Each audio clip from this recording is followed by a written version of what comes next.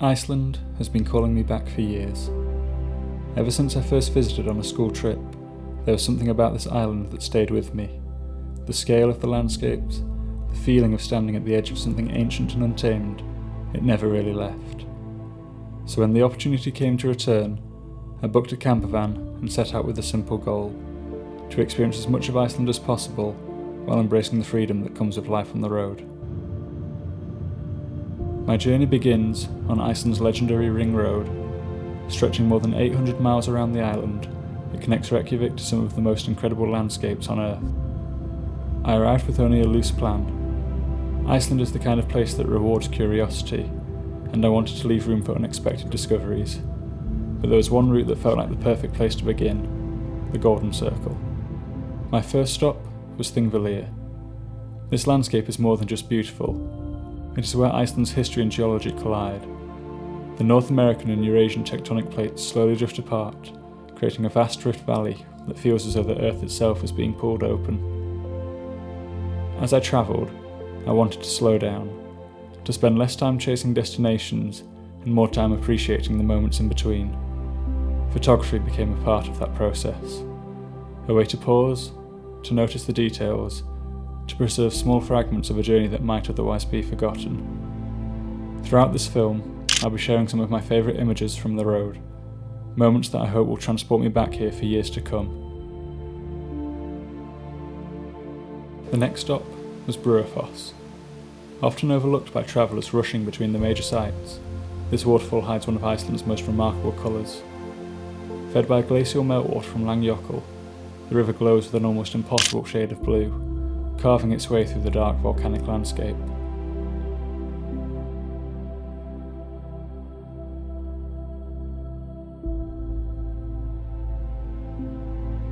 From there, I continued to Strokkur. Unlike most geysers around the world, Strokkur remains incredibly active. Every few minutes, the ground begins to stir, the water swells, tension builds, and then, without warning, a column of boiling water erupts skyward before disappearing just as quickly as it arrived. Next came Gullfoss. Even from a distance, I could hear it long before I saw it. Millions of litres of glacial water thunder through the canyon, plunging into the depths below and sending mist high into the air. Standing beside it, the sheer force of nature is impossible to ignore.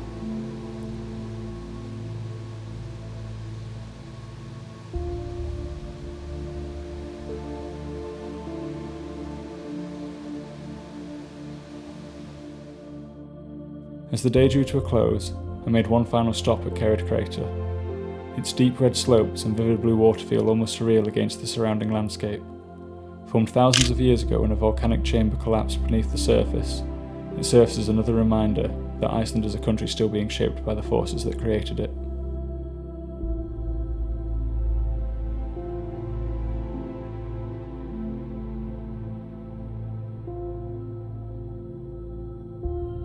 I woke early on the second morning with a clear plan. The first ferry of the day would take me to the Westman Islands, a place I had been looking forward to visiting for years. I packed away the camper van and followed the gravel road out towards the harbour to catch the ferry. But Iceland had other ideas. Just moments before boarding, the captain informed me that worsening weather meant the ferry would not be returning that day. My carefully laid plans swept away like tiny grains of sand on a beach. At the time, I didn't know it, but that moment would come to define this entire trip. For a moment, I considered my options. Then I realised that one of the joys of travelling through Iceland is accepting that nature is always in charge. The Westman Islands would have to wait for another adventure. Not far from the harbour, I spotted the remains of a shipwreck resting peacefully on the black sand. With an unexpected day suddenly stretching out in front of me, I decided to take a closer look. Sometimes, the best discoveries are the ones you never planned for. With my schedule suddenly wide open, I made the decision to continue east along the south coast and begin exploring what I had originally saved for the following day.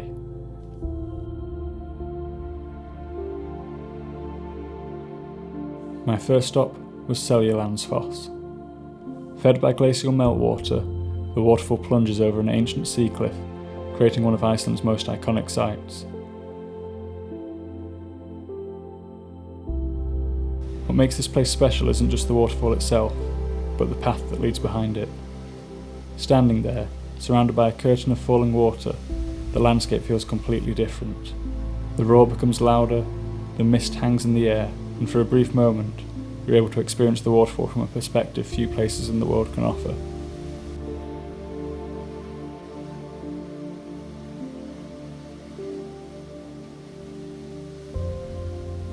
Hidden only a short walk away is Glúfur. Its name translates to canyon dweller, and it's easy to understand why. Concealed behind a narrow opening in the rock, the waterfall remains hidden until the very last moment. Stepping into the canyon feels like discovering a secret that the landscape has kept to itself. Continuing east, I arrived at Skógafoss, a waterfall that doesn't gradually reveal itself, but announces its presence long before you arrive. The sound of this waterfall echoes across the landscape, growing louder with every step taken towards it. There is something strangely humbling about standing in front of a waterfall like this. No matter how many photographs you've seen beforehand, nothing quite prepares you for the scale of it.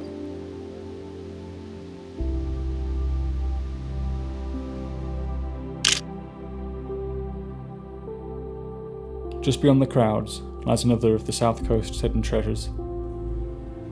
Hvitserkur may not attract the same attention as its famous neighbour, but that only adds to its charm. Tucked away within a quiet gorge, it offers a more peaceful encounter with the raw force of nature.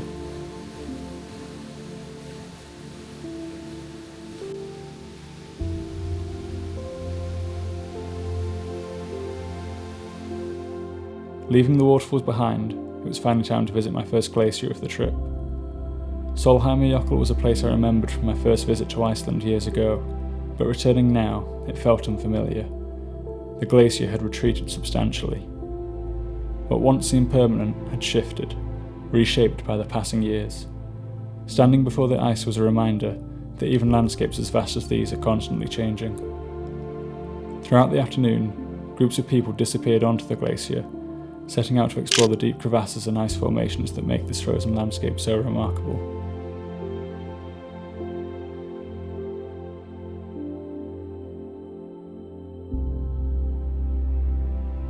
My penultimate stop was Dettifoss.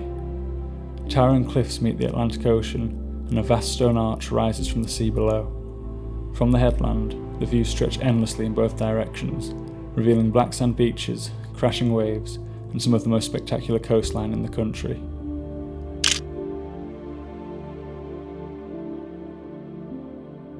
As evening approached, I arrived in Vik, a small village surrounded by some of Iceland's most stunning scenery. Perched on the hillside above it all, the red-roofed church stood quietly overlooking the town below, bringing a sense of calm to the surrounding landscape.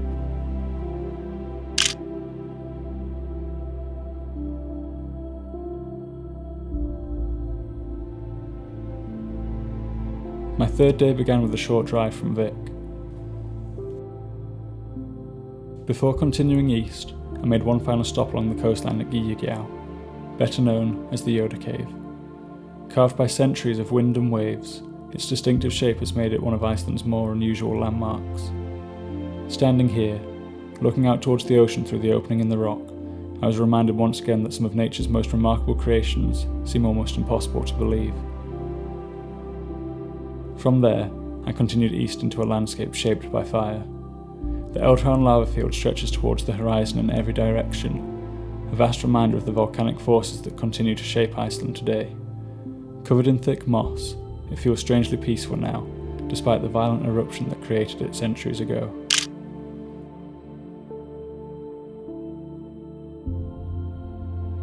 Further along the road, I arrived at Gjálfur. A winding river snakes its way through the canyon below, carving a path between the steep cliffs that have stood here for thousands of years.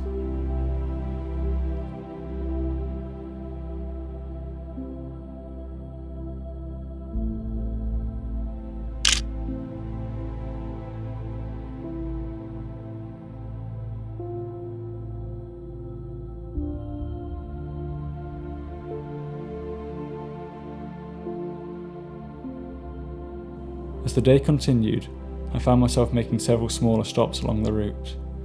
Waterfalls tumbled through hidden corners of the landscape, basalt columns rose from the earth, and each turn in the road seemed to reveal something new.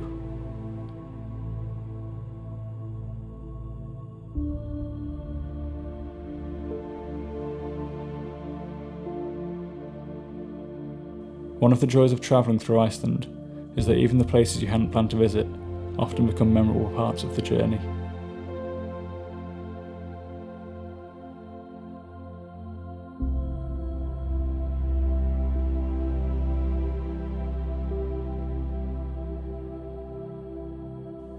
Before long, it was time for the hike I had been looking forward to all day. Having already stood beside a glacier on a previous stop, I wanted the chance to see one from a different perspective. Skógafoss provided exactly that. The climb was steady, but with every step, the views became more impressive. Eventually, the landscape opened up, revealing a vast expanse of ice stretching towards the horizon. Standing above the glacier, it was difficult to fully appreciate its scale. The ice seemed to flow endlessly through the mountains, a frozen river slowly shaping the landscape below.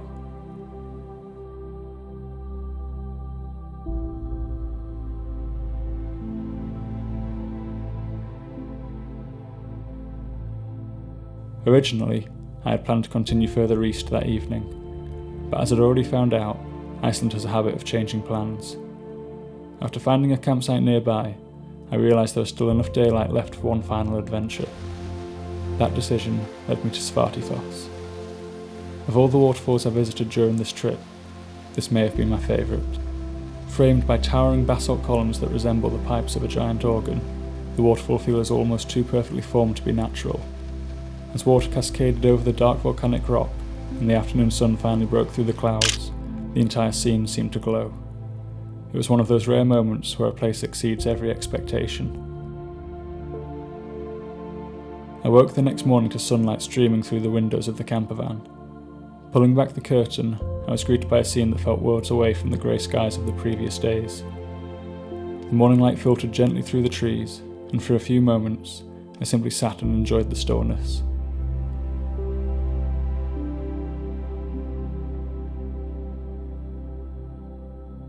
Continuing east, my first stop was Hofskirkja, one of Iceland's last remaining turf churches. Nestled into the landscape beneath its grass-covered roof, it felt less like a building placed upon the land, and more like something that had grown from it. It was a quiet reminder of how closely life here has always been connected to nature.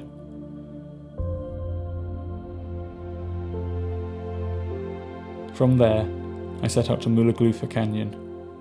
Having already visited one canyon earlier in the trip, I thought I knew what to expect, but the scale here felt entirely different.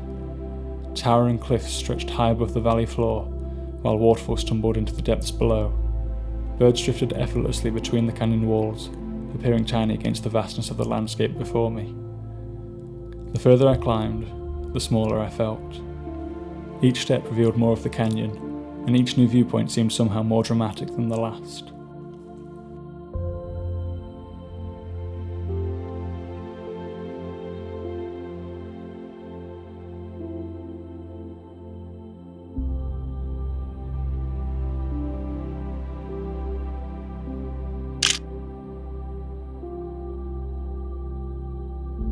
Eventually, the trail rewarded me with a breathtaking view across the valley towards one of the canyon's waterfalls. It was the kind of place that makes you stop searching for the next destination and simply appreciate where you are. My next stop came at Jökulsárlón. Fragments of glacier ice floated silently on the lagoon, having broken away from the glacier that feeds it.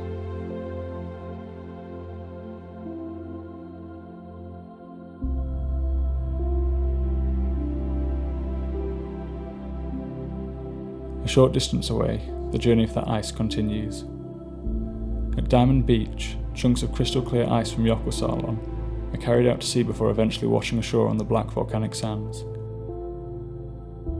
Scattered across the beach, they glisten in the sunlight like gemstones, creating one of Iceland's most striking contrasts.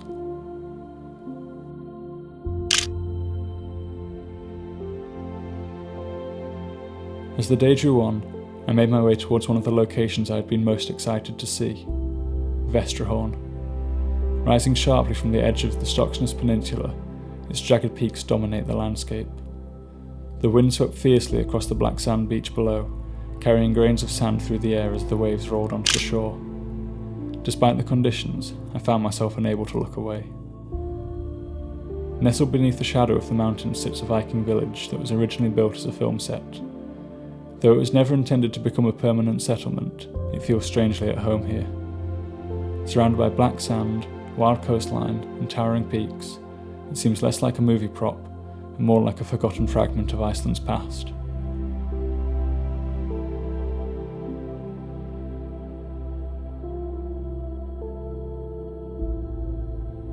Day 5 was always going to be different. With more than 6 hours of driving ahead of me, much of the day would be spent on the road as I continued my journey around Iceland. But in a place like this, even the driving becomes part of the adventure. The miles pass beneath the wheels as the landscapes continue to change around me. It gave me time to reflect on everything that I had experienced so far. The waterfalls, the glaciers, the canyons, and all the moments between that had made the journey so memorable. My first stop of the day was at Farness Lighthouse. Standing alone against the rugged coastline, its bright orange tower was impossible to miss.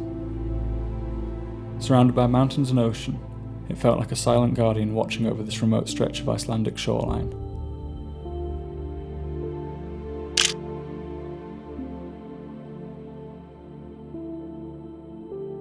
Leaving the coast behind, the road began to climb. The further inland I travelled, the more isolated the landscape became. Snow lined the higher ground, and the conditions felt a world away from the beaches and green valleys I had explored only days before. Eventually, I arrived at the trail leading towards Hengifoss. Even before reaching the main waterfall, the hike itself was spectacular. Water tumbled through narrow gorges framed by towering basalt formations that looked as though they had been sculpted by hand. The journey to the waterfall felt just as rewarding as the destination itself.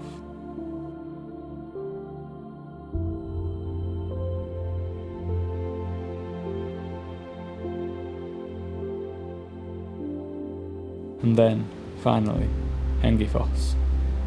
One of Iceland's tallest waterfalls, plunging down a cliff face laid with striking bands of red clay and dark volcanic rock. The waterfall commands the valley, but what stayed with me the most was the landscape surrounding it. Evidence of ancient landslides and shifting terrain served as a reminder that these mountains are still being shaped by the forces that created them. As the day continued, I made one final stop at Strokkur Canyon. While it may not have possessed the vast scale of some of the other canyons I had visited, it offered something entirely unique. Basalt columns twisted and stretched along the canyon walls, creating patterns that felt almost impossible to believe were natural.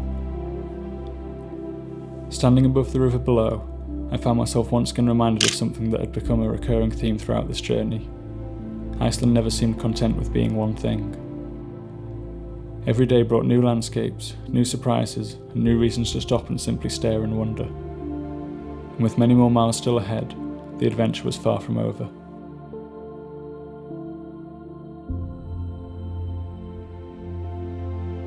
My 6th day began with another beautiful Icelandic morning.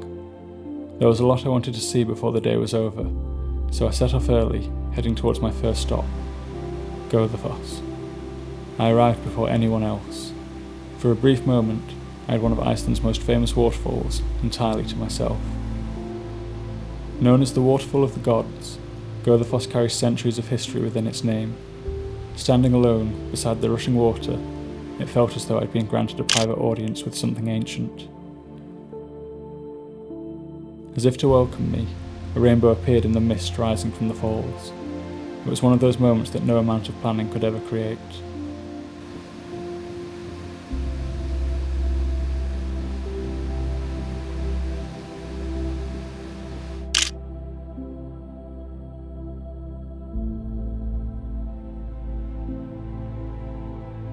Wanting to slow the pace down slightly, I continued north to Húsavík.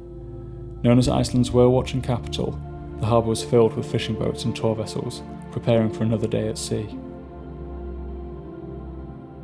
Rather than rushing through, I spent some time wandering the streets, taking in the quieter side of Iceland and appreciating the communities that exist alongside these incredible landscapes.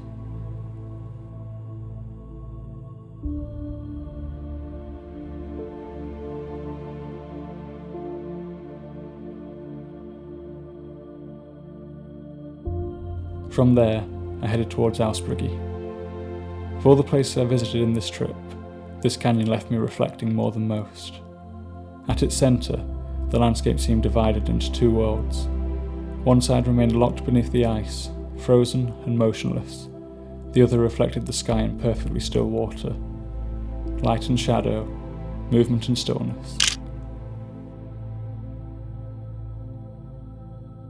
Standing beneath the cliffs that rise more than 100 metres overhead, it felt like a place designed to make you pause and think.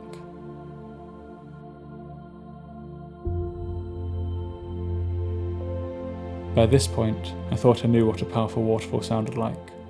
However, Dettifoss redefined my understanding completely. Long before I reached the viewing area, I could hear it. A deep, relentless roar echoed across the landscape, growing louder with every step. Europe's most powerful waterfall doesn't simply flow, it dominates. The sheer volume of water crashing through the canyon creates a force that can be felt as much as heard. Leaving Dettifoss behind, I entered a landscape that felt entirely different once again. At Viti Crater, ice covered the lake while plumes of steam drifted into the cold air beyond. Fire and ice existing side by side. It felt like the very essence of Iceland distilled into a single scene.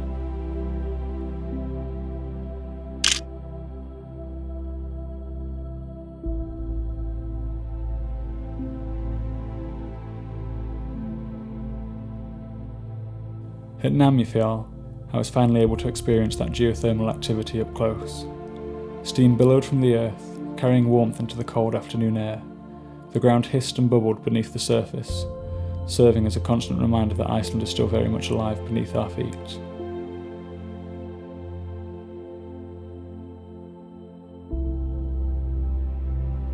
As the day continued, I discovered one of the most unexpected places of the entire trip.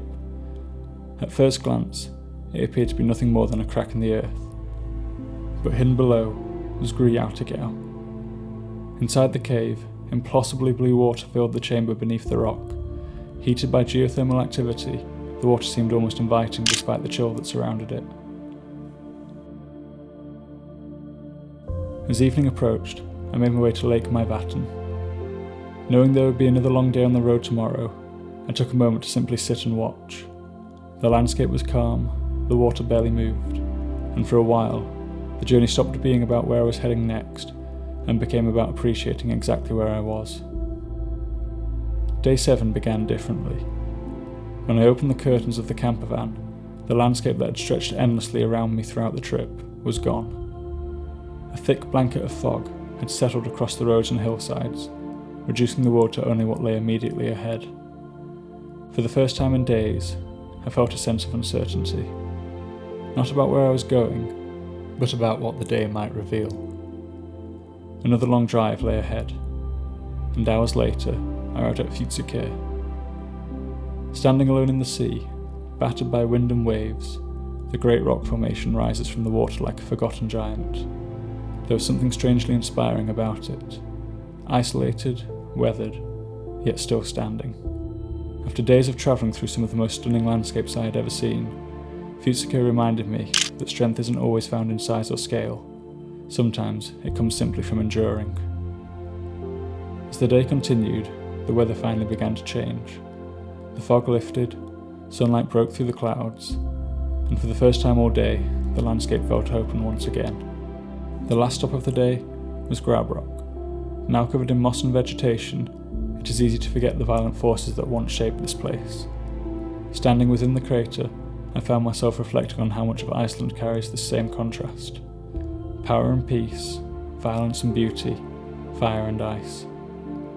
Everywhere I had travelled, the landscape seemed to tell the story of opposing forces existing side by side, and somehow, that balance is what makes Iceland feel so unique. My final day in Iceland had arrived. For the first time in what felt like forever, I woke to a completely cloudless sky. The sun was already shining, and immediately I had the feeling that this would be a fitting way to end my journey around the ring road. I had saved something special for last, Kirkjufell, perhaps Iceland's most recognisable mountain. Throughout the trip, I had hoped for clear conditions when I finally arrived here, and the weather couldn't have been more ideal. Bathed in morning light, the mountain stood proudly above the surrounding landscape.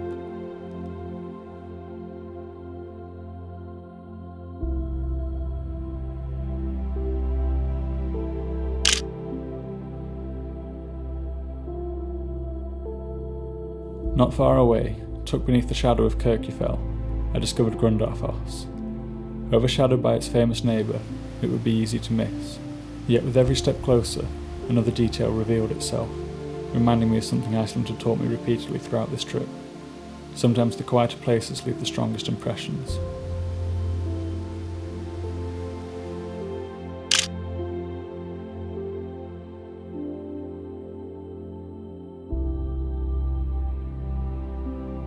Continuing around the Snæfellsnes Peninsula, I rode at Langdronga. Seabirds drifted gracefully around the towering cliffs, while waves rolled against the volcanic coastline below. Watching them, I couldn't help but appreciate how much life exists within these seemingly harsh landscapes.